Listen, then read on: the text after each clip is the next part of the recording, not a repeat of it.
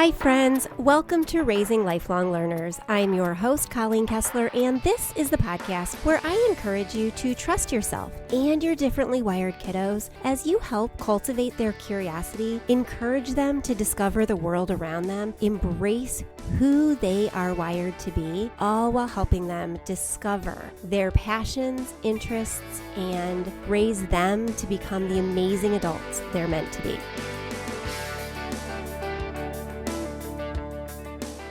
Hey, welcome back. This is episode 208. I am so glad you're here because this is a really special episode.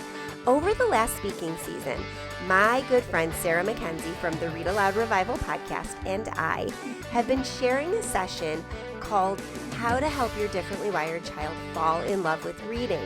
And it was such a great session. In fact, the very first time Sarah and I did it this past season, we looked at each other as we were leaving the room, and both of us had the same idea, the same thought simultaneously. Why have we not done this before? Sarah has so much experience with readers, particularly struggling, undermotivated, and dyslexic readers, and I have so much experience with readers, particularly those who struggle, are twice exceptional, or are advanced and gifted readers. So we teamed up to kind of cover that whole spectrum.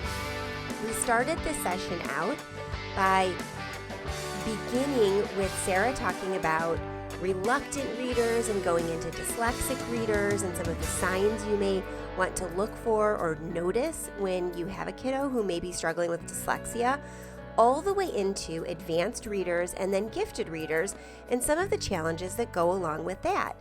It was such a great session that we really wanted to bring it to our greater audiences. So Sarah and I are both sharing this talk on our respective podcasts today. So if you're listening to this on the day that it's released, you could listen to it here at Raising Lifelong Learners, or you could listen to it over at the Read Aloud Revival podcast. And you're going to get the recording of our talk. What was really great about our talk was that we dove in for about the first half an hour of it, and then we took questions from the floor from the last half an hour of it. And what we found in every city that we did this talk was that the questions were a great mix. The audience was mixed between those who had kids who struggled with reading, who were not motivated, who they weren't sure about a diagnosis, if there was one that was needed or what the signs to look for were, as well as advanced and gifted readers. And so the questions really reflect that mix. So we know that you're going to get a lot out of it. So I'm going to invite you to pop your earbuds in and listen to this episode. But I want to encourage you too to reach out after you've listened. And if there are more questions that you have based on some of the things that Sarah talked about or I talked about, you can go over to the show notes for this episode at raisinglifelonglearners.com/podcast. And you can find a link to both the contact form and my voicemail there. And you can reach out and ask any additional questions that you have, and I will get them answered. A quick thank you and shout out to CTC Math, our current sponsor. We're so grateful for their support as always. Now, I really invite you to pop your earbuds in, go for a walk, take a break for the next hour, and listen to this podcast. Really dive deeply. Think about it, especially if you have kids who are struggling or advanced readers, because you're going to get something out of it. I can't wait to hear what you think. All right, let's get on with today's episode.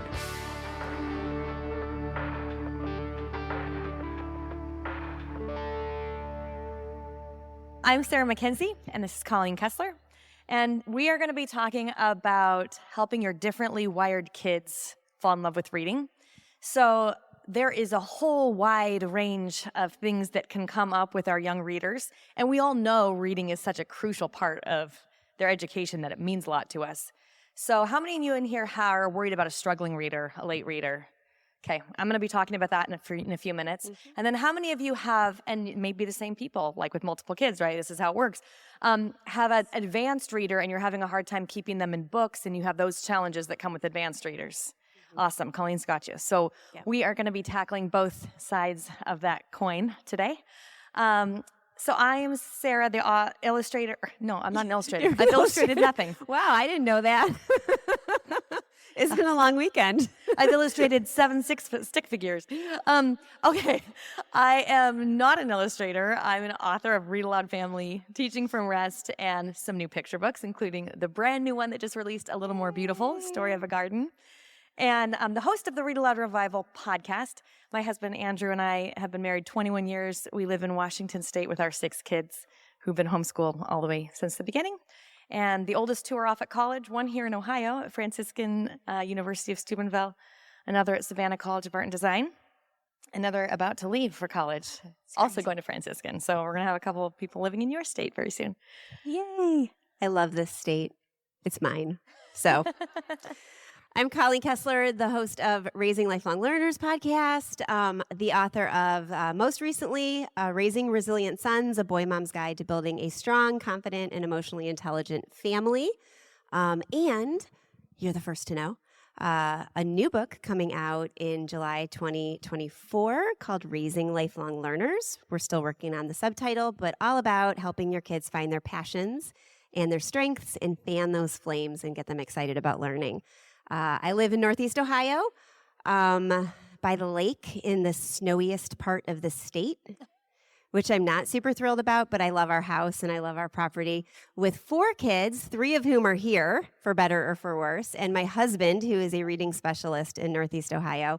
My oldest, Trevor, is down in the booth. He's 20. Some of your kids may have seen him do card tricks. I have had to kick multiple groups of children out of my booth, because it's become like the hotbed for I didn't realize he brought his cards. He did. And I love his card okay, tricks. So Sarah, word got out, and I was sitting there with, I think it was a couple moms, and this group of kids comes, and they're like, "Where's the trick guy?" I'm like, you must mean my kid. He is not here right now, but try to find him and then go somewhere far in the back of the booth. There were 15 kids there yesterday, blocking everything, doing all sorts of card tricks, and we had to kick him out. So anyway, he's 20. He can do magic. I have a 15-and-a-half-year-old, a 13-year-old, and a 10-year-old. And yeah, I'm going to be talking about advanced readers, so it'll be fun. Yeah, so I'm going to chat for a little bit about struggling readers, then Colleen's going to take it on advanced readers, and then we're going to have some time for Q&A. So if you have questions that pop up as we go along, be thinking about those. And then toward the end, we're trying to save a big chunk of time for those so we can make sure you leave today with some ideas and strategies that will help your specific readers. I think, and we already mentioned this, but I think one of the reasons that for me, homeschooling all 6 of my kids were later readers. And much to my chagrin the first few times, because, those poor oldest children, right? Like, they're run through the gauntlet as we're trying every different thing we can on them. And it caused me so much distress. And I think this is how so many of us feel when we have late readers, because we know that the key to their academic success is reading. And we really want them to not only be able to read, but to read for pleasure and to do it easily and with joy, and to be able to glean new information from reading. And so it's very, very stressful for us when it doesn't go well. And so if you are in this room right now with a late reader, just look around you, just knowing that there's others in this room with the same worries and struggles that you've got, and that we all kind of feel that same thing, which is, oh my goodness, am I failing my kid by homeschooling them? And am I going to be able to give them what they need as they learn to read? So what I want to do first is just tackle the 3 practical things, because I know that if you have a struggling reader, what you want is like, tell me what I need to do, right? And then we'll get into some more nuanced stuff like dyslexia. So first, we're going to start with just the core ingredients for struggling readers. There's really just 3 things that we can do with our struggling readers. It is not rocket science, and it doesn't usually cost a fortune. But there are a couple of things that we need to think about when it comes to our struggling readers that we can do. How do we know if we're doing enough when our kids are struggling to learn to read? The first and most important thing, bar none, is frequent read-alouds. We know this from study after study after study that shows that grammatically correct, sophisticated language patterns coming through the ear are way better, way more powerful in helping our kids become readers later than any other reading they do. We have a tendency to prioritize reading with our eyes, right? So we'll read aloud to our kids when they're young, and then as soon as they can read with their eyes, that's preferred, right? Like as a society, I think we just kind of think that's the goal. But what's really interesting to remember is that when you're reading with your eyes, you're skipping a lot of stuff. If I was to pass out the first page of The Lion, the Witch, and the Wardrobe to everybody here and said, okay, read it silently to yourself, you could read it a lot faster than I could read it out loud to you. And that's because when you're a good reader, you skip things, little connector words. Your eyes are actually moving in a pattern that's not taking in each independent word. When I'm reading it aloud to you, all of that language is going into your brain through your ear in order. And so those whole language patterns are being stored in order. And in fact, read-alouds are the only place our kids get that. They don't get it from TV or media. They don't get it from talking with their friends. They don't even get it when talking with us because we don't speak in grammatically correct, sophisticated language patterns. So the only place they're getting grammatically correct, sophisticated language patterns stored as whole parts is when we're reading aloud to them. So frequent read-alouds matter a ton. So keeping on reading aloud with our kids. And one thing I want to point out here is that, I don't know if any of you feel this way, but whenever I hear I should be doing something every day, I break out into a cold sweat, right?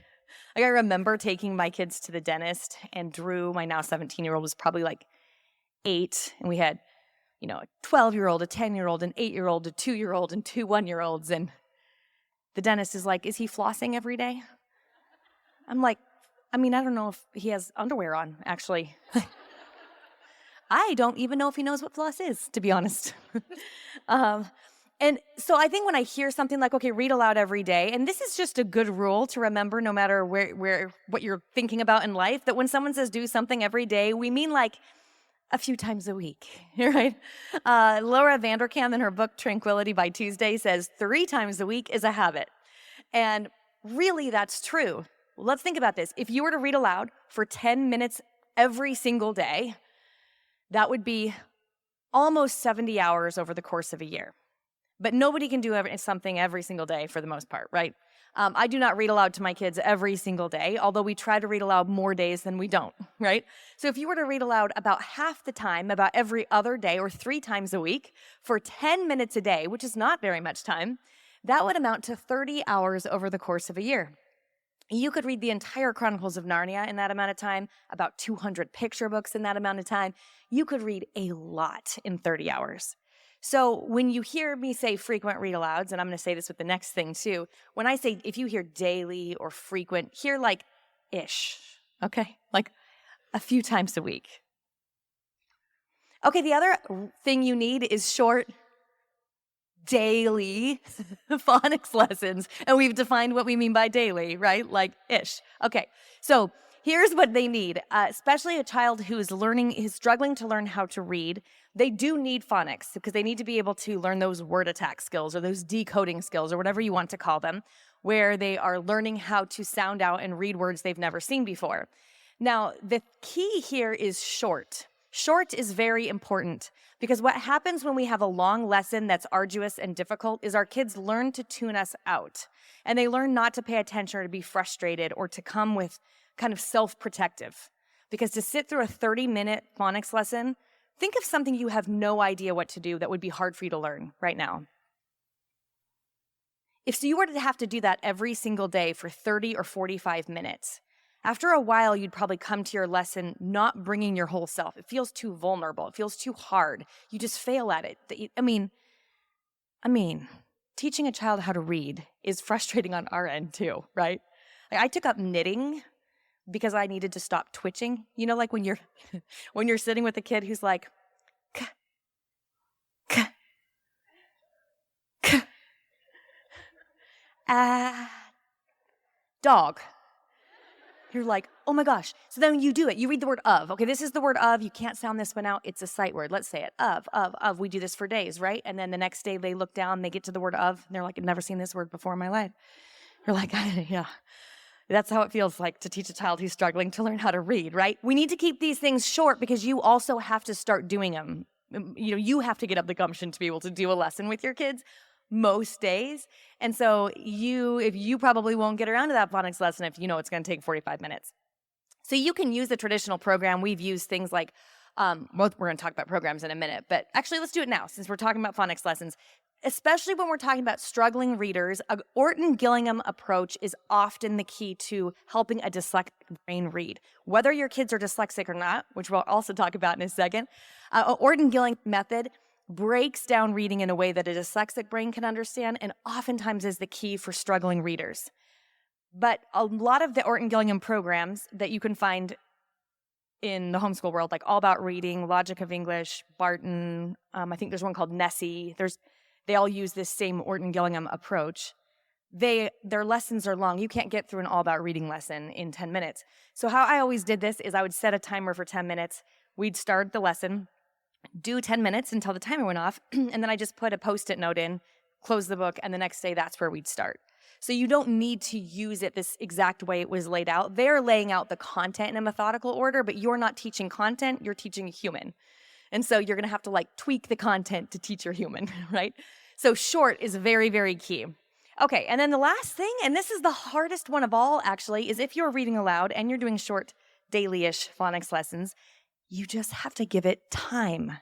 And this is the part that you can't speed up, that you can't rush, that's completely outside of your control. Now, my third child, Drew, was my latest reader. And I would be coming to conferences just like this, and we'd be talking about reading aloud and teaching from rest and all kinds of things. And I would go talk to Andrew Pudawa and be like, my 9-year-old is still not reading. And he'd be like, just keep doing your thing. Just keep reading aloud. Keep doing your little tiny phonics. I'm like, dude, you had better know what you're talking about. I left for a conference, and we were struggling through Frog and Toad. It was knitting time, right? We're twitching. And I come home from the conference, and he's reading a very large fantasy book that shall not be named from the front of a homeschool conference. And I think to myself, there's no way that kid is reading that book. He can't read at all. But he's just poring over it. I'm like, why would he fake sitting over there, right? Looking. So I start chatting with him about it. I'm like, I think he was reading this book. And Andrew Pudawa explains what's happening is those sophisticated, grammatically correct language patterns that have been coming in through the ear for all of those years are now what happens with your late reader is once the time part clicks over and you've done the other things, they make up for a lot of time. They don't have to go through all of the steps that another child who is learning how to read when they're 4 or 5 are going through. So he went from reading almost nothing to being able to read whatever he wanted with no hiccups in between. And that is the power of reading aloud over years and years, because they know the cadence and how a language sounds, and a word that is outside of our normal speaking vocabulary doesn't seem strange to them because they're so used to this kind of language. So keeping in mind that this is the piece, the time piece that we cannot rush. And also, it's very important to know that there is zero benefit to a child learning how to read at 4 versus learning how to read at 8. And what I mean by that is actually what studies show is a child that learns to read at 4 and a child who learns to read at 9 or 10, they're very often, almost always reading at the exact same level by the time they're 16. So if you have an early reader, that's great, they're reading a lot, but you don't need to worry about your late reader like they're missing stuff. They're not missing stuff as long as you're reading aloud to them and they're getting audiobooks, right? So keep that in mind. There's no benefit to learning how to read early, so you don't need to worry about it being late. Also, we oftentimes think of what is late reading based on whatever the public schools are saying is late reading, which changes every year, and it changes a lot. When you were in kindergarten, did you read when you were in kindergarten? Did you learn how to read in kindergarten? Probably not. But now kids are definitely expected to be able to read before they get to kindergarten. So our children didn't just start popping out smarter or something, right? That's not how it works. So the goalposts keep changing there. So stop looking at the public schools as your model for what's late and what's early, and just start looking at your child and saying, how can I get you to the next step? That can really help. So that's it. Frequent read alouds, short daily phonics lessons, and time.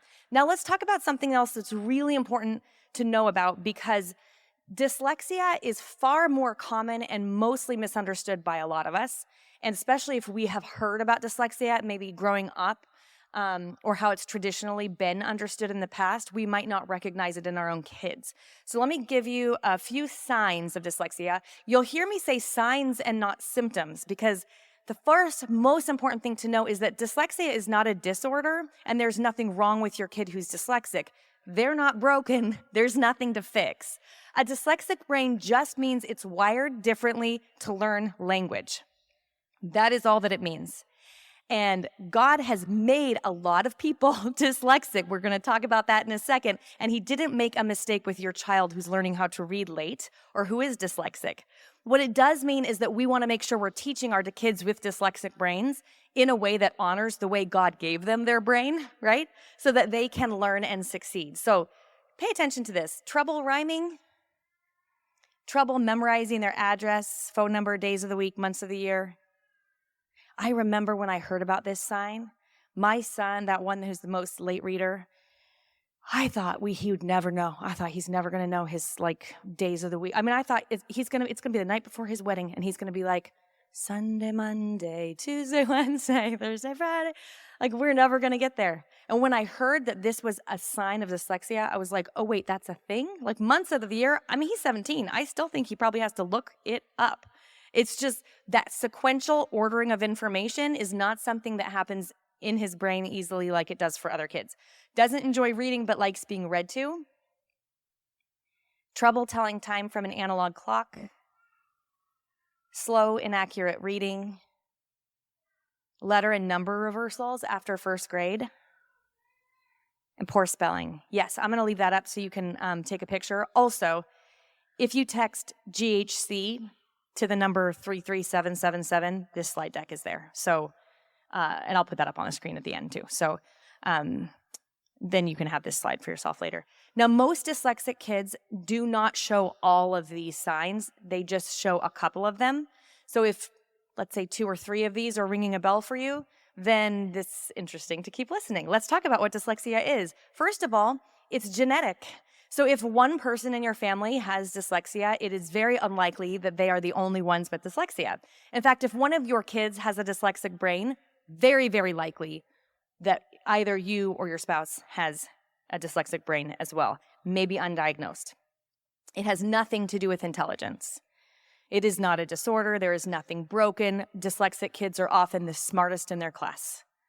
But the way they learn language is different than the way we traditionally teach language. And so sometimes we mistake that, or our kids get mistaken at co-op or Sunday school because they can't read. Any of you have this experience where your kid goes to Sunday school and they're reading the passages? And this is so frustrating to me because here I've been homeschooling my kids, so they have no idea they're behind or something, right? And then they go to church and they're not reading. They can't read like the other kids do in class. And all of a sudden they're like, am I dumb? And they're getting mistaken for being lacking intelligence when that's not what's happening. It simply indicates how a brain assimilates new language-based learning. That is what dyslexia is. You don't outgrow it. So your child, if they are dyslexic, will never not be dyslexic. They don't get a new brain. This is the way God wired their brain. We don't want to fight it. We don't want to fix it. There's nothing broken. All we want to do is make sure we're working with the brain God gave your kid to help them be good readers. Experts believe that 15 to 20% of the population is dyslexic, but only 5% has been diagnosed. So if you've got bells going off in your head right now, oh wait, chances are very good that even if you don't get a dyslexia diagnosis, which we're going to Colleen will talk about in a little bit, engaging with your kid as though they have a dyslexic brain will probably improve their learning quite rapidly. 5% of kids will learn to read on their own. I always hoped I'd have one of these. My mom says that I don't actually have any memories as a child not reading. She says I sort of taught myself to read when I was 3. I don't remember learning how to read, which makes it also very difficult when my kids are struggling to learn how to read, because then you sort of look at it and you're like, I don't understand what we're missing here, right? So very small percentage. And again, this has nothing to do with intelligence, and this gives these 5% have no advantages over any of the other children when it comes to later reading. 30 to 50% will learn to read relatively easily once exposed to formal instruction. These are the kids that our entire education system is usually built around. The kids who, once you start teaching them, they just get it. And 30 to 50% will find learning to read to be the most difficult challenge they will ever face academically. And this is important to know because if you're thinking that my kid's having a hard time learning to read, and if they're having a hard time learning to read, how are they going to learn fill in the blank with something else hard in the future? No. For a huge percentage of kids, this is the hardest academic challenge they will have in their entire life. College will have nothing on learning to read. So it's okay for it to feel hard for you and your struggling reader to get the hang of this. This is the hardest thing they will ever face if learning to read is challenging. Okay, let's scoot along to some recommended resources. So my first thing, if anything here that I've said today makes you think like, ooh, I might need to learn a little more about dyslexia, my best recommendation is to go to Marianne Sunderland's website, which is called homeschoolingwithdyslexia.com. She has fabulous resources. She has a podcast. She has this book, that top one there, called Dyslexia 101, and that is a very slim, very fast read. And it will give you a much more comprehensive, there's a lot more signs of dyslexia, so she'll give you a more comprehensive list, as well as great next steps. And everything she writes is for homeschoolers. Marianne will make you understand that homeschooling is the best kind of education for a dyslexic child, which is a really relieving thing to hear. Not that you've done anything wrong or that you can't help your kid or you wish you had noticed this earlier so you could have helped them. Marianne's going to help you feel like my kid has the best circumstances possible to succeed. And then if you want more, that's where I would start. But if you want more and you want some encouragement to remind you that dyslexia is not a disorder, it's nothing that's broken, you don't need to fix it, you can't fix it. The Dyslexic Advantage is a fabulous book because in that book he talks about how most of the most successful people in our world today, like entrepreneurs and the richest people, the most successful business people, they're all dyslexic. Almost across the board, they're dyslexic. Why? Well, it makes sense, doesn't it? That your language-based learning might be different over here. You might learn language learning differently over here, but there's something else going on in a dyslexic brain that makes them highly creative and very good at thinking outside the box, which is something you have a harder time teaching a kid to do, right? Than currently teaching them how to read. And so that book is really helpful if you want a little encouragement that not only is this not a disorder, it's actually a gift. And there's an advantage to being dyslexic. So let's figure out how to help you learn how to read, which is the hardest thing you're going to learn how to do. And then let's also celebrate the ways that you are amazing. One last thing for you is, from me, is that when it comes to reading with kids who are struggling to learn how to read, I'm going to go back to the read aloud bit for a minute because it is really important if your child is struggling to learn how to read that either you're reading aloud or doing audiobooks or both of good stories that they want more of. Because if they're struggling to read The Cat Sat on the Mat and they think the reward for reading is to read The Cat Sat on the Mat, that's not super motivating, right? But if you're reading The Lion, the Witch, and the Wardrobe and they are falling in love with stories, then they want to get it for themselves. And there's something at the end of this mountain that they're climbing that is worth reaching for. Graphic novels are fabulous for struggling readers and dyslexic readers. We often think of comics and graphic novels. We might think of like, oh, Calvin and Hobbes, is that real reading? Yes. Here's the deal. When you're talking about a graphic novel or a comic, it's actually called multimodal thinking. Multiple parts of your brain, they can show this on scans, light up when you're reading a graphic novel, where usually one part of your brain mostly lights up when you're reading text only. You have to know what's going on in the pictures and interpret it, and what's going on in the words and interpret it to understand the story. So your student, even though it feels easy and very enjoyable, is getting a major brain workout when they're reading a graphic novel. So graphic novels are hit or miss. I wouldn't recommend maybe like setting your kid free in the graphic novel section of the library, just so you know. But we do have a list of recommended ones at the website, and you'll get that too by if you text GHC to the number 33777. You'll get the book list. And what was the other thing? Oh, the slides about dyslexia and all the resources that I mentioned today. Hey there. Okay, so if you have been listening to the podcast for a while, you know how grateful I am to CTC Math. Not only is CTC Math our season-long sponsor, in fact, they've jumped on for another year. They're so supportive of raising lifelong learners and all of the topics and content that we bring to you. And it just allows us to continue to bring you great resources and guests and topics that can help you in your homeschooling differently wired kiddos journey.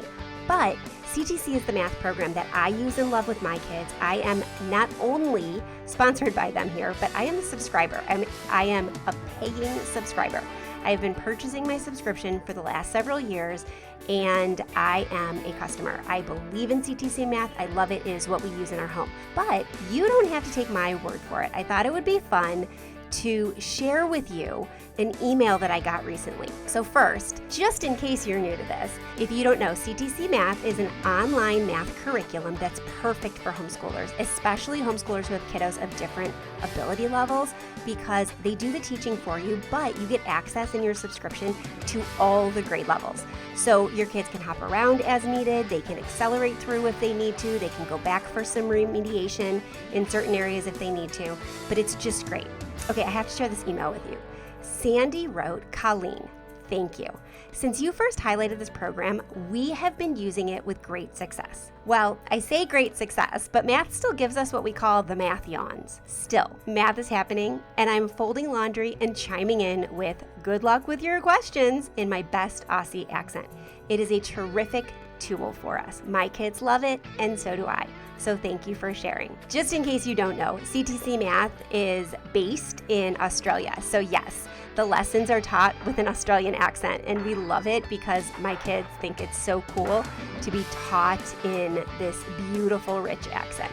But they're learning and they're accelerating at their own pace. And you don't have to just take my word for it. You can take Sandy's word for it too. And if you're a listener and you've tried CTC Math, I would love it if you would let me know how it's working for you. Just shoot us an email or a voicemail message. You can go over to raisinglifelonglearners.com/podcast. And on any of the show notes page, there is a link to a voicemail widget. There is also a link to the contact form, which goes directly to my email. All right, check out ctcmath.com. Thank them for sponsoring the content here, and check them out because they are a phenomenal, phenomenal program. Okay, let's get back to today's episode.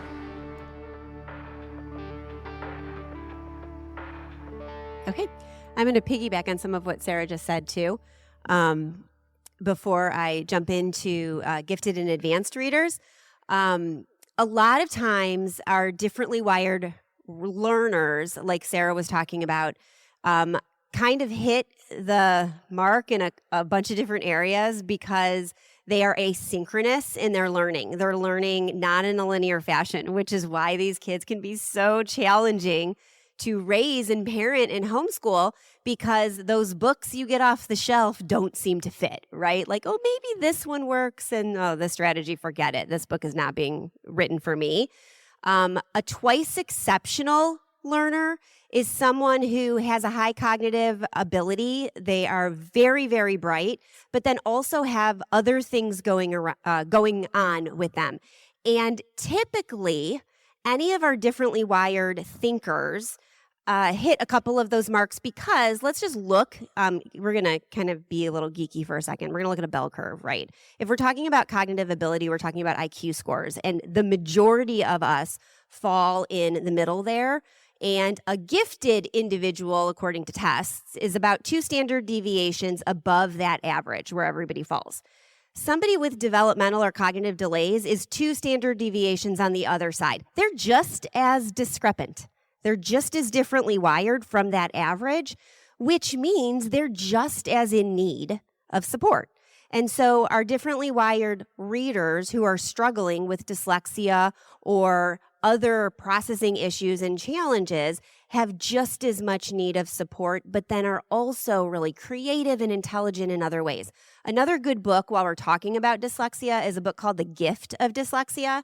There's a book that I've recommended a couple times this weekend called The Gift of ADHD. And The Gift of Dyslexia was written by the same psychologist. And it's all about honing the cool stuff that comes with a dyslexic brain and helping them be the best versions of themselves. So that's another good one to read. And then it's important, like Sarah said, to just remember that there's nothing broken or wrong with any of our kids. Wherever it is they fall along this curve and this spectrum, they're wired the way they are because they're meant for something that's unique to them. And God doesn't make mistakes. He didn't make mistakes in how they're wired. He didn't make mistakes in you being their parent.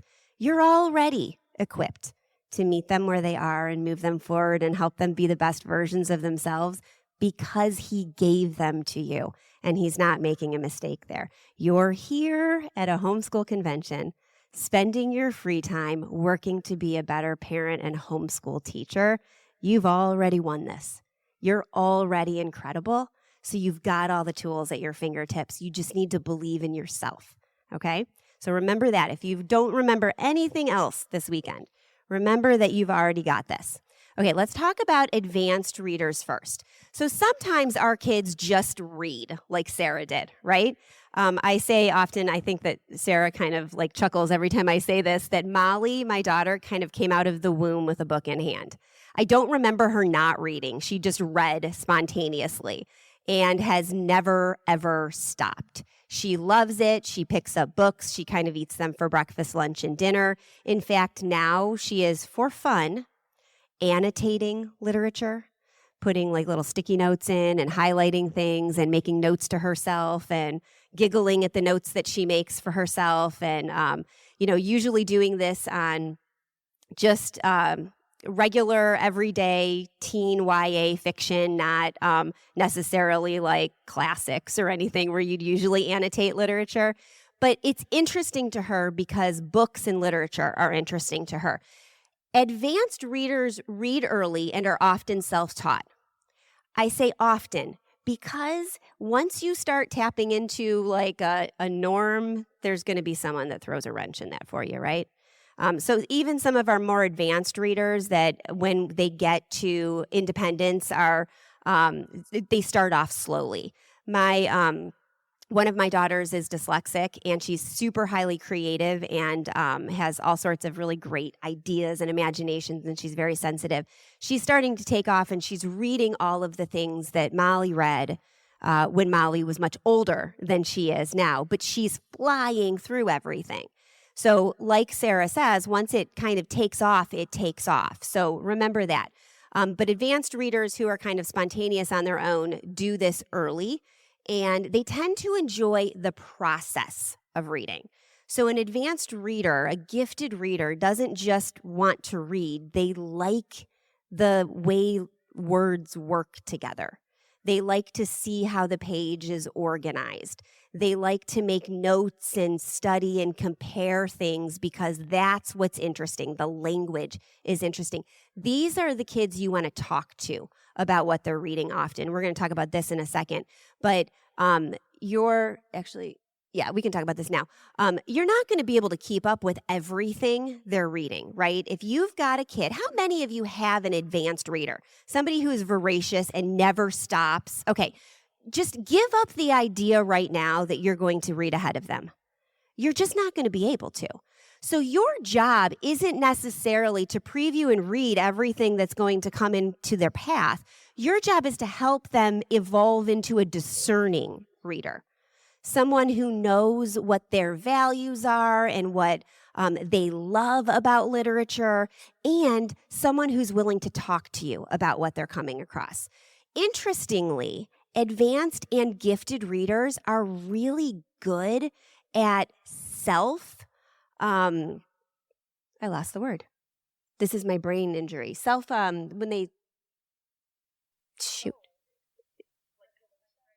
Regulation's not the word, but like not banning books or anyway, when you come across something and you know that this isn't something for you. I don't know why I can't. Censoring. That's the word. Okay, I had a concussion, just so you know, and every once in a while it creeps up on me. I was calling Sarah and Pam last year, Sam and Para all season, so I'm getting better. Self-censoring. Our good readers are going to be really good at self-censoring, especially if you talk to them about books early and often. open-ended questions, talking about what they're reading, even if you've never read it, asking them to give you a recommendation and go from there. Because when they're talking to you about what's great about literature, they're going to start seeing what's maybe not great about the literature they're picking up. They'll stop reading stuff. They'll maybe realize that something goes against their morals or their values or our family values. I remember one time going into Molly's room and finding a book underneath her bed, wrapped in yarn and tied in a knot. And so I asked her about it. And she said that the series that she had been reading took a turn that she wasn't comfortable with. And she was worried that her younger sister would come across it and read it for herself because it was a graphic novel and her sister was picking up all her graphic novels. Self-censoring. Now, then we had a great discussion, because what we really want with our advanced readers is to have great discussions, right? So we had a great discussion about what happens next time you come across something that doesn't feel like it aligns. You don't have to tie it up in a knot. You can come talk to me. And we can put it on a shelf for later, or we can just, give it away or get rid of it in a different way. You don't have to hide it, because you're going to come across things that you don't understand, especially when you're reading widely and often. And so our kids become very discerning. They have excellent language and vocabulary skills. But here's something interesting. For our advanced readers who start out reading things early and go into more complicated work, they might have really, really great vocabulary skills and really great language skills, and they might be testing out their own language skills with you, having got good conversations and dropping those big words. But they may be like mispronouncing them a little bit, because what their vocabulary has been built on is the stuff that they read, and they make connections based on other things they've learned. Molly was reading me a passage one time, and she read the person's name as Penelope because it was spelled like antelope. And I wish that I had nurtured her into, that was so sweet, but this is actually how we pronounce that word. I laughed. And then said, no, that's not Penelope. That's Penelope, and this is why. And she's hiding her face right now because she came into this room and didn't realize that this is part of the talk. But our readers will do that often. They'll read something and they'll read it wrong, but they've got the meaning, because a lot of their vocabulary building has come from reading advanced work early and often. They also demonstrate accelerated processing skills. They can process and make connections within the literature and in their greater world and the community much more easily and earlier than others. When Trevor was very young, I told a story earlier, so if you were in that talk, I'm sorry. I went to observe a preschool class for him, and at the request of his teacher, because she wanted to show me kind of how he was doing.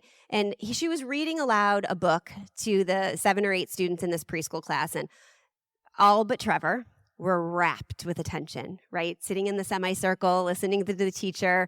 And then she started asking questions about the book. What color shirt was the boy wearing? What did the boy choose to do? What else did you notice on the page? All of the different things you would ask a normal preschool class. And then as she started wrapping up her questions, Trevor started inching closer and closer. And then he raised his hand and she said, did you have something to add? And he said, Mrs. Mowry, had that kid just done what his mom was telling him to do in the first place, he would have had such an easier life. He would have never gotten into trouble there. His what he wanted would have happened at the end of the story, and he would have gotten the things he wanted without all of the stuff that came before that. It's like when I did, and he kept going. Higher level thinking, connections, making and drawing conclusions. Our advanced learners are drawing conclusions that we're not even aware they're drawing. So what we want is to talk and ask lots of questions with them. So what do? We want to be aware of what our kids are reading. If we have advanced or gifted readers, whether they're identified or not, and we'll talk about testing when we move to our Q&A portion, we want to be aware of what they're reading, but we don't need to feel the need to pre-read everything. What we want to do instead of worrying about pre-reading is we want to ask those inquiry-based questions. We want to ask them open-ended questions to get them talking about what they're reading and help them draw conclusions. On my last slide, I'm going to give you something that you can text for a packet for advanced readers. There's some book lists and there are, some bookmarks and some other tracking sheet and some other things. But one of the pages in that packet are open-ended discussion questions that you can use with any book. Sarah's book, The Read Aloud Family, has some great questions in it, so you can use that too. There are other resources online. I think Sarah's is the best. You should get that. You should also download my packet. But that's your job as a parent of an advanced reader, is to ask lots of questions and get your kids talking about books. So that's what's natural about literature. We want them to be thinking about what is going on in the work. And then, maybe most importantly, is we want to be non-judgmental about the whole thing. We want to be able to talk to them about what they are and maybe aren't censoring in their reading. We want to talk to them about the things that they're coming up against. Our kids are going to be exposed to stuff that we don't know that they're being exposed to, no matter how much we shelter them, right? They're going to come across stuff at some point. This is the perfect opportunity to teach our kids that they can come to us for anything and we'll talk them through it. We'll talk them through it. We might give some of our opinions, but we're not going to judge them for having the questions, asking them, and needing the information. It's really important to keep those conversations open, because if we can do this now when they're young and as they're growing, they will be the ones to come to us when they're older and the bigger problems start to happen. As they're getting out on their own and building relationships and meeting new people and being exposed to new ideas and ideals, they're going to feel comfortable coming to us. So we want to make sure that we keep open and we keep the conversation going with them as often as possible. Okay, so one of the challenges we face when we have advanced readers is keeping them in books. I'm going to say something that's not always popular at the homeschool convention, but twaddle is okay. Fluffy books are okay. If your kids read a lot, let them read things that are heavy. Let them read things that are light. I like a good romance novel. I'm 49 years old, and I will go out on the hammock and I will read a fluffy romance novel because I'm reading all sorts of other things. It doesn't make my brain atrophy. It's not going to ruin me, and it's not going to ruin our kids to read fluffy, fun stuff, because reading is better than not reading. Isaac loves Diary of a Wimpy Kid. I loathe Diary of a Wimpy Kid. I just do. And he's reading. He read the whole way from Cleveland to Cincinnati, the new Diary of a Wimpy Kid book. Guess what? He wasn't on his screen. He was reading. So sometimes fluff is okay. But we also want to expose our advanced readers to a lot of different genres and a lot of different options, especially because they can often get themselves into a rut of the stuff they like and they don't want to break out of it. So there are a couple resources. One, it's a little dated, but it's still one of the better books out there to help you be discerning for your advanced readers. It's a book called Some of My Best Friends Are Books. The first part of it talks about what a gifted reader looks like and what it feels like for them as they're reading text. And there are book lists in it that can at least jumpstart you. The newest edition is still about like 8 years old. So they don't have a newer updated version of this book, but it's still a good start to get you to maybe see some books that are recommended based off some of the recommendations in that book. There's a post on my site, Raising Lifelong Learners / Gifted Readers, that has a bunch of different book lists. There are picture books that contain advanced kids as the character. There are chapter books that are just like that. And so that can get you started too. I love the Mensa Excellence in Reading lists. You don't have to be a Mensa member. Your kids don't have to qualify for Mensa. Mensa Excellence in Reading, they have a program that shares book lists for all the different grade levels, and your kids can read a certain number of books on that list, fill out their form, and mail it to Mensa. And your first year participating, or your first list completed, Mensa will send your kids a certificate and a t-shirt. And every subsequent list that you send in, they'll send you an additional certificate. It's totally free, and you don't have to qualify. You don't have to have an IQ score or any test scores. They just want to get kids reading good books and a variety of good books. So I like their list because their goal is to challenge your kids. So that's a good place to start too.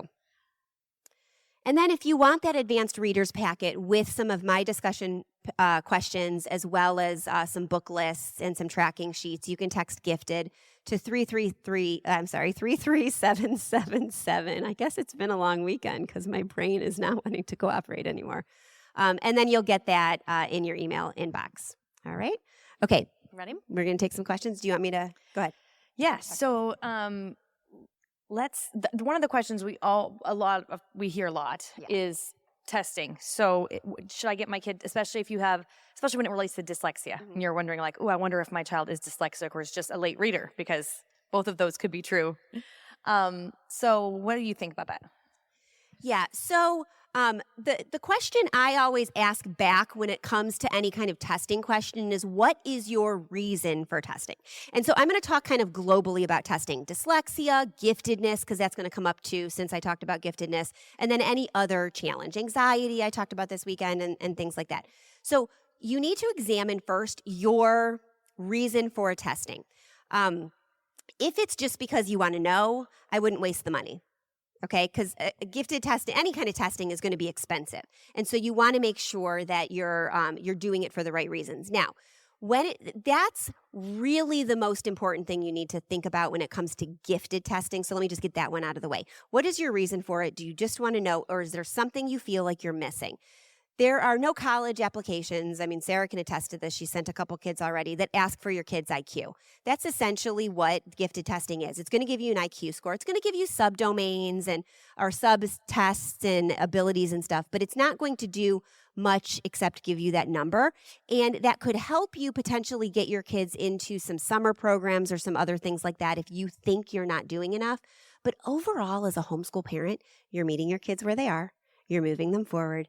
You're fanning the fuels of their passions and interests and giving them opportunities to test those things out. So if you're doing those things, then I wouldn't waste the several $1,000s on gifted testing, okay, if you're going to homeschool them anyway.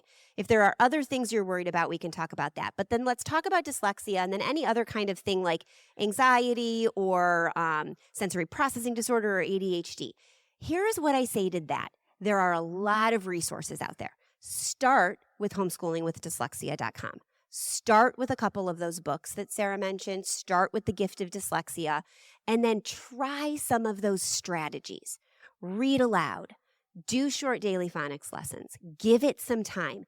And if you start to see that you're trying the things and it's still affecting your kids globally, they're still not making progress, they're still super frustrated, or they're retreating further in, and what you're doing isn't enough, then yes, we want to do some testing and we want to seek help. Because seeking help and getting testing is super brave, super important, and not an admission of failure.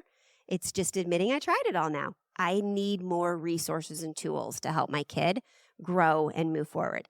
This is my biggest recommendation when it comes to any kind of testing. Dyslexic, ADHD, sensory processing, anything. Start with your medical providers near you. Start with a speech language pathologist. Start with maybe an occupational therapist, your pediatrician, a child psychologist, someone whose job is to help you figure out your kid, make some recommendations, or give you a diagnosis or an identification, not with a center that has the program to fix your kid.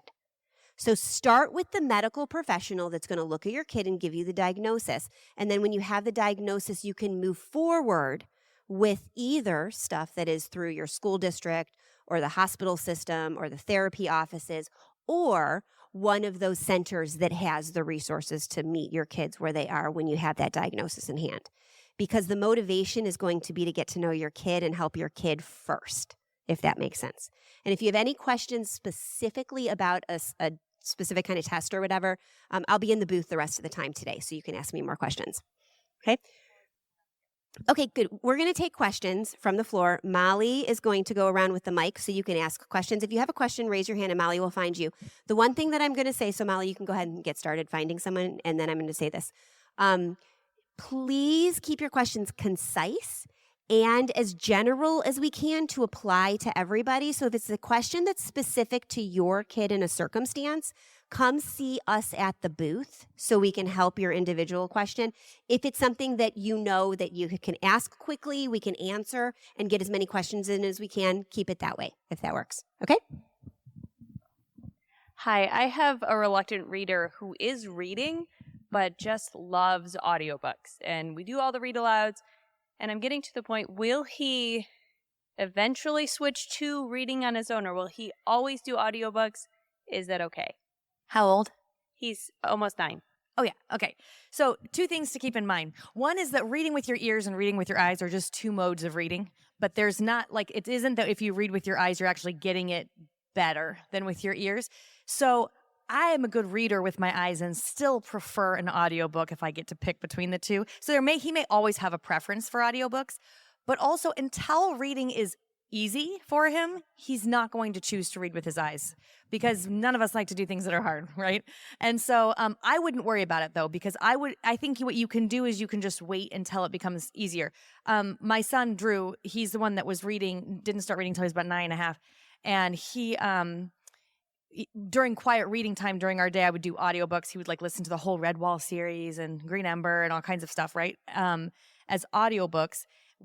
Preferred to listen to everything or have me read aloud his lessons until he was 16. And at 17 now, it's definitely, we still do listen to audiobooks together, he and I, but he prefers to read with his eyes. At some point, it will probably get faster to read with his eyes. So when he wants the information for himself, my son loves Malcolm Gladwell's books now. And so he just wants to read with his eyes, but you don't need to be the facilitator of that. That will happen on its own. Yeah.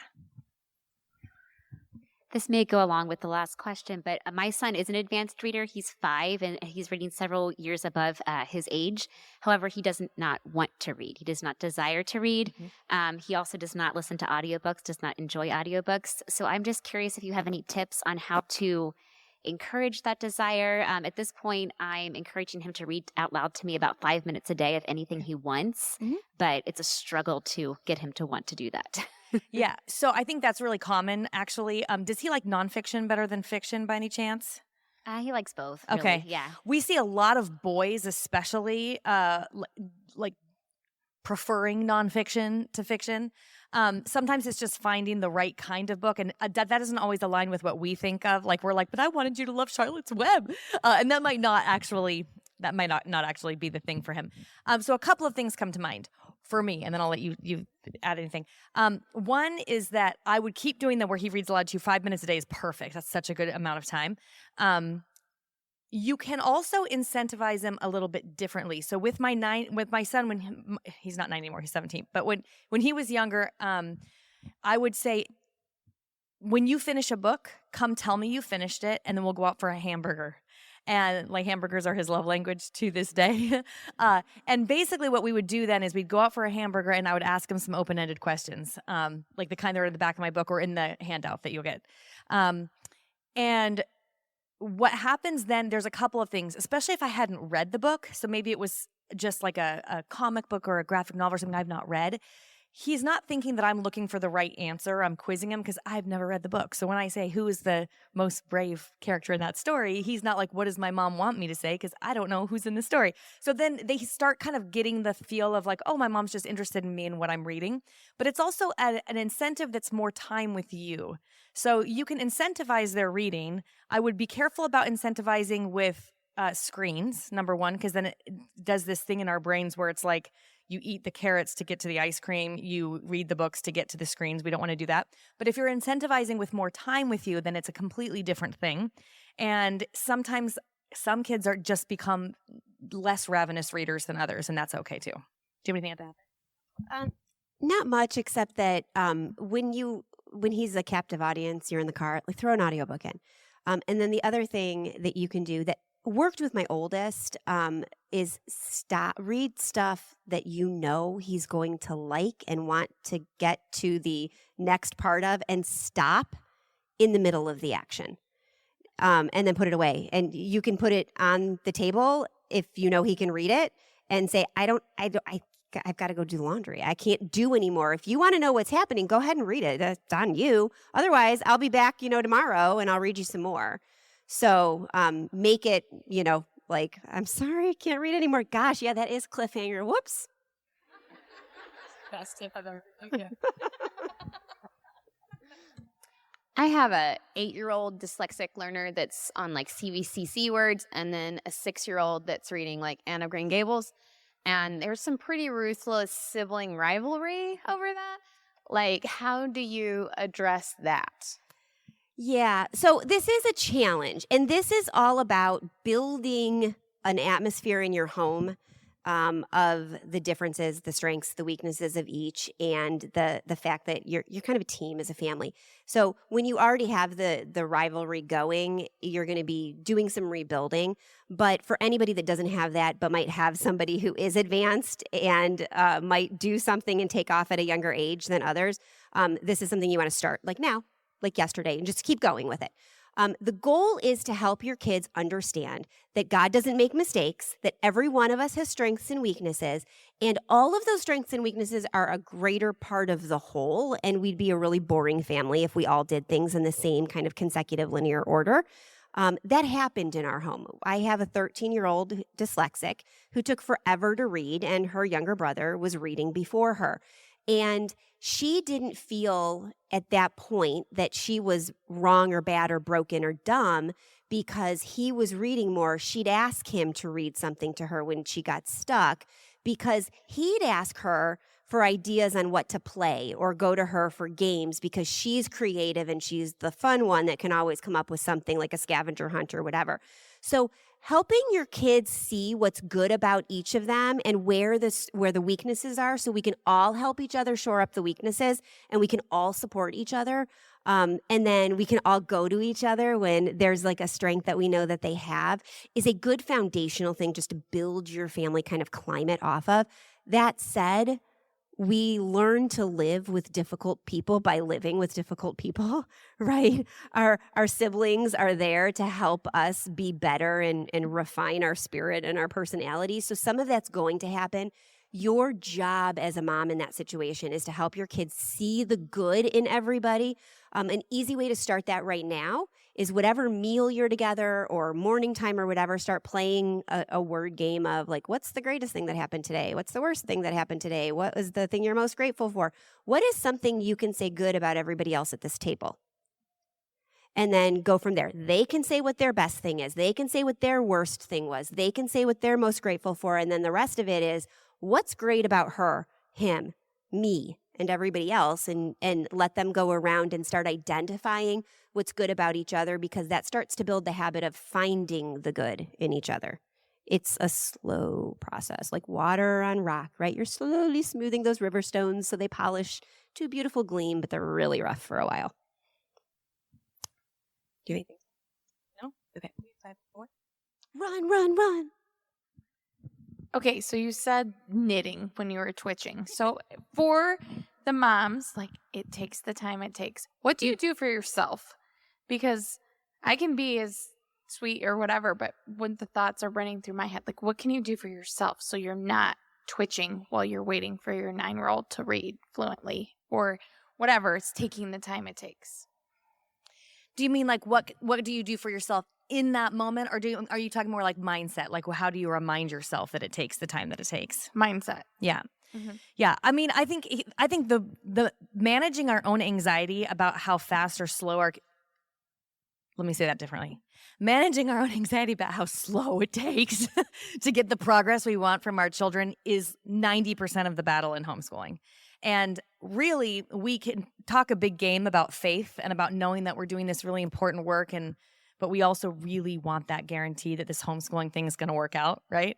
And so we're constantly looking for that affirmation. We're like scanning for it. So we want our kids to recite that poem. Oh my goodness. Like we took this family trip. We're in this bookstore. My now 11-year-old, I think she was 9 at the time, she sees these bookmarks that all have sketches of different famous authors. You know, there's like Rudyard Kipling and Shakespeare and all these authors. And she pulls one down and says, who is this one? And I said, that is Emily Dickinson. We're standing right by the checkout, right? And she goes, hope is the thing with feathers. And she recites the whole thing. And I'm like looking around like, I did that, you know, like for the record, that was me. But we are kind of scanning for that. Like I want proof that what I'm doing is working. I mentioned the other day that a lot of times in homeschooling, what we're doing is actually planting seeds. And then we kind of dig them up to see if they're taking root. I don't know if you guys know about bamboo, but there is a certain species of bamboo that you plant and you see nothing for 5 years. Nothing. There's nothing that comes up out of the ground. You have to water it, protect it, weed the area, make sure like the dog doesn't pee on it, right? Like you have to protect this area for 5 years with no indication that anything is taking place. And when those 5 years are up, that bamboo shoot spikes up, and I can't remember, it's like 3 feet in 90 days or something. This is a lot like homeschooling because especially in those early years when you're laying the foundation of those things that feel like they take forever, like reading or long division or whatever it is in your house that takes 100,000 years to teach, and you feel like you have to do it again and again and again. We do the work, and this is actually what it means to be faithful, is to have faith, is to do the work, even though we don't see anything happening above the surface, that bamboo is shooting its roots way down into the ground. So I think remembering, like, we can't scan for evidence, validation that we're doing a good job homeschooling from our kids. It's not fair to ask them to do that. So we have to figure out a way, whatever that is, whether that's journaling, whether it's like telling your husband, like, I need you to come home and tell me I'm doing a really good job every single day, even if you're lying to me. Just do it. These are the things we need to do to set ourselves up to be able to do this year after year after year without looking to our kids to validate what we're doing. Yeah, last one. Try to make this quick. So I have 2 kids that are 2nd, 3rd grade, pulling them out of public school, and one of them is dyslexic. I'm wondering, what is your favorite reading curriculum for dyslexic kids? And then could I also have my other kid do the same reading program, or do I need to, at their grade level, like, is it important to have different kinds of ways to read? I don't know if I'm making that clear. You're making sense. Yeah. I think 2 things. One thing is we do use different curriculum for kids if there's a competition thing going on. So we have identical twins who are 9, and it's not great for them to be in the same handwriting book or the same math book, because then we get some of that competition stuff that was mentioned earlier. It's easier if we're just in completely separate books, and then it's like, who knows where you are. So that can help. However, my default is always the best curriculum is the one that you're actually going to use. So if it means that you're going to get to it, I would choose whatever is simplest for you. If it's for me, that would be picking one reading program, and then this is what we're using. I have really liked and used with my dyslexic kids All About Reading and Logic of English. Don't use both. I just mean like I've used both programs. You can pick one or the other. I think they're equally good, but they're laid out differently. So my hunch would be to look at both of them. They're probably not I don't think they're in the exhibit hall, but you could look at their samples online, and whichever one you look like, okay, I could do that. Especially if you ever look at a curriculum and you think, oh, don't buy that. You're not going to do it, right? Like, even if you're thinking, oh, but I heard this is the best such and such curriculum, it doesn't matter if it sits on your shelf. It's not going to do anything. Most homeschool curriculum is pretty good as long as you do a little bit consistently. So I would look at, those are 2 that I would recommend that I've used. Is there anything else that you can think of that? I don't know if you've looked. There's another one that's also based on the Orton-Gillingham method called Happy Cheetah. That's pretty good, and it's easy to use and implement. And I think that she just sold her curriculum to, I don't remember if it's one of the classical places downstairs, but I don't remember which one it was. I want to say Memoria Press, but I'm not sure. I'm not sure. That may be wrong. I'll tell you who knows who they sold it to. It's Rainbow. They sold it to Rainbow. Oh, they have them downstairs, or wherever they have All About Reading too, or Okay, so Rainbow Resources downstairs has samples of All About Reading and Happy Cheetah. Okay, so that's another good one. We used it most recently. We've also used All About Reading, and I liked it. And then if you want something online to motivate your kids, Nessie.com was one that's based off of the Orton Gillingham method. My kids also used Reading Eggs, but that's a little bit more fun and a little bit, it's not as heavily steeped in the research.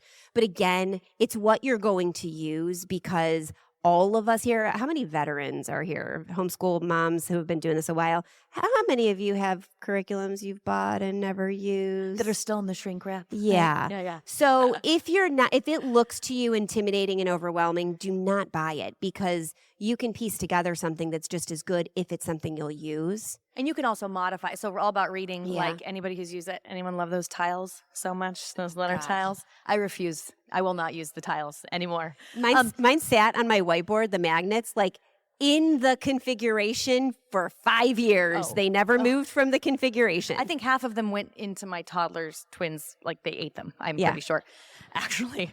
And then I was like, we're done. I think we aren't learning with tiles anymore. So whatever you use, also remember to modify it to fit your kid. And this is really, I think, the thing that I wish I could have learned earlier on in homeschooling is that we're not teaching books, we're not teaching reading, we're not teaching curriculum, we're teaching children. And everything that we use is just a tool to help us do that and help them take the next step. And so you're going to have to modify absolutely anything you use. And that is the sign of a good teacher, not the sign of someone who doesn't know how to homeschool their kids. Yeah. So perfect. Exactly. If you have more questions, we will both be down in the booth. It's 15 something. Mm-hmm. We'll just look for the card tricks. I guess there'll be like a group of kids. But we'll be there for the next couple hours. So come ask us questions and we will see you there. Thanks for coming. thank you. Okay, so I know that you probably have some questions, because like the audience who had lots and lots of great questions, you probably have some too. So reach out, don't forget, head on over to the show notes for this episode at raisinglifelonglearners.com/podcast, and just reach out through the contact form or leave a voicemail and I'll get those questions answered. I really, really appreciate you taking the time to ask any questions that you have, because it helps me help you, and that's what I'm here for. And I'm so grateful that Sarah and I had the chance to do this talk together, because I think that it can help so many people. So don't hesitate to reach out. A shout out again to our sponsor, CTC Math. Thanks so much for supporting the Raising Lifelong Learners podcast. We really appreciate you. We'll be back same time, same place next week. In the meantime, enjoy your kids. Enjoy the start to the school year and really just living in the moment and appreciating the fact that you get to homeschool your kids and you get to be there to see all those light bulb moments happen. I will see you soon. I am so proud of you. You're a great parent. Have a great week. Bye for now.